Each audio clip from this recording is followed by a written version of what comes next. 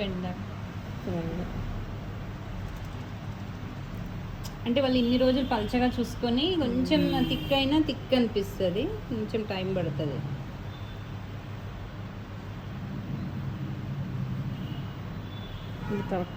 కానీ ఇప్పుడు ఇట్లా కొంచెం కిందకి వస్తే బాగుంటుందేమో కదా, ఎందుకంటే తిన హెయిర్ అంతా కిందకు ఉంది, తీసేయాల్సి వస్తుంది. అవి తీయాలి, ఇవి తీయాలా ఎక్స్ట్రాస్ డౌన్ ఉన్నాయి కదా యాక్చువల్గా తన ఐబ్రో.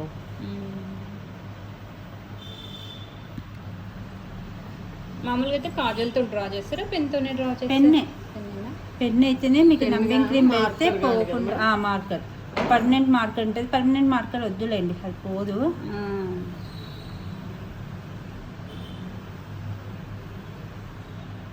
మీరు పెన్తో గీసుకున్నాక ఒక్కసారి చూడండి, తనకు వాళ్ళకి చూపెట్టాలి. సో డబల్ టైం చేసేసుకుంటే మీకు ఇంకా పెన్ను చాలు, మార్కర్ అవసరమే లేదు. పోదు అనుకుంటా, పోదు షేడ్ అవ్వదు.